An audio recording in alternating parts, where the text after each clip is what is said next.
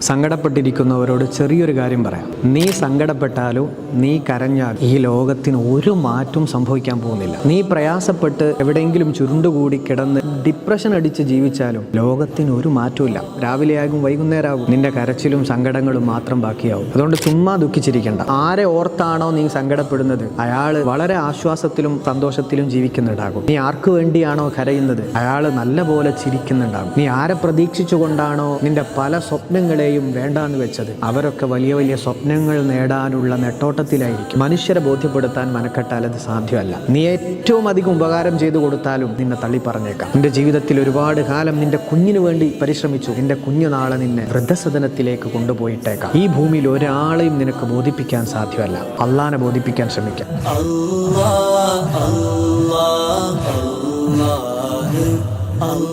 Allah